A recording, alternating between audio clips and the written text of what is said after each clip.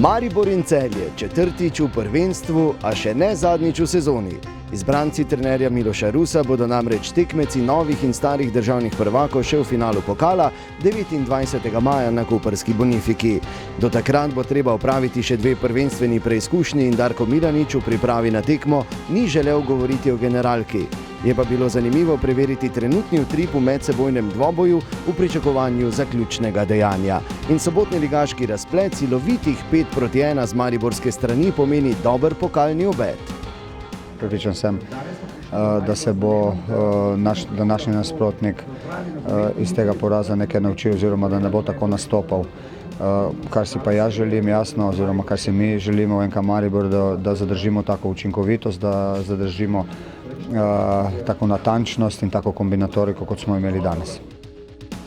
V začetni enajsterici starega in novega prvaka je znova dobil priložnost 18-letni Ranko Moravac, saj je zaradi poškodbe moral mirovati Agim Ibrahimi, ki je tako prevzel vlogo gosta v televizijskem studiu. Dvoboj je minil v prijetnem sončnem vremenu, na igrišču pa toča golov. Revija zadetkov se je začela v 13. minuti, spretno akcijo po levi strani s podajo Beriča za Vilerja, ta je v kazenskem prostoru s povratno podajo po tleh našel Mezgo, ki je napovedal učinkovito predstavo.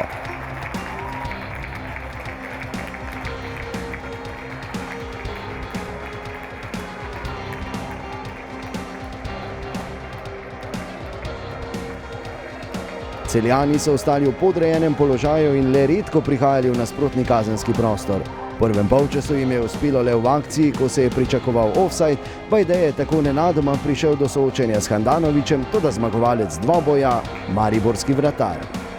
Na drugi strani pa takoj odgovor z golom. Milec najprej s kratko podajo do Mezge, strelec vodilnega zadetka pa tokrat v vlogi natančnega asistenta Tavaresu, ki je spretno začel svoj strelski pohod.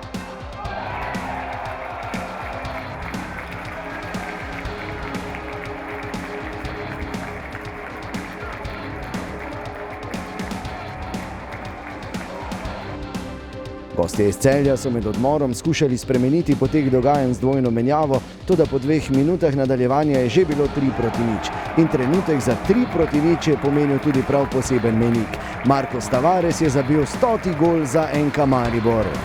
Kot je izvajal Mezga, žoga mimo vseh igralcev do golove črte, kjer jo je Tavares mirno z glavo pospremil mrežo za dosežek, ki je pred njim v klubski zgodovini uspel le še 4 golgeterjem: Branku Horjaku, Klitonu Bozgu, Mladenu Krajncu in Anteju Šimundži.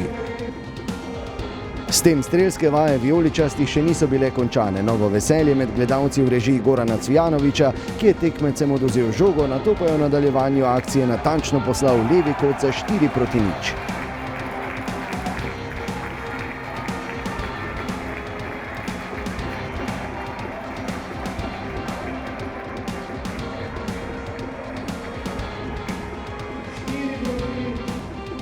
Do konca tekme pa se ni ustavil niti kapetan. Poskrbel je še za 16. gol v letošnjem prvenstvu in 101. v klubskih uradnih tekmah. Znova je bil v vlogi asistenta Viler, ob njegovi podaji si je Tavares ustavil žogo in silovitim udarcem zatresel mrežo. Sem zelo vesel za 101 gol v Maribor, dresu v Maribor, in tudi sem vesel za 16 gol v ligi. In hvala Bogu, hvala za tudi ekipa, igralce, because brez njim jaz ne morem dati gol. In pa važno je 3 pike, je zmagal tek. Mariborski kapetan je s tem prevzel vodstvo na ligaški lestvici strelcev. Med aplavzi s tribun pa so v končnici pot do mreže našli tudi gostje. Ob predložku Medveda z leve strani se je dobro odzval Bajić in z glavo usmeril žogo v levi kot za končnih 5-1. Lepa, čista in velika zmaga Mariborčanov in dober obet pred finalom pokala v Kopru. Ja, sem rekel, da zdaj, ko bomo prvaki, da bomo vse tekme zmagali. Domžala se ni to uresničilo, ampak ko si prvak, je lažje razproščeno. Ko danes je bilo zabavno igrati v Ljudskem vrtu, vedno lepo super igrati, ali 2000 ljudi ali 10 000, tukaj uživamo, navajeni smo na to zelenico in moram reči, da danes sem zelo užival v nogometu.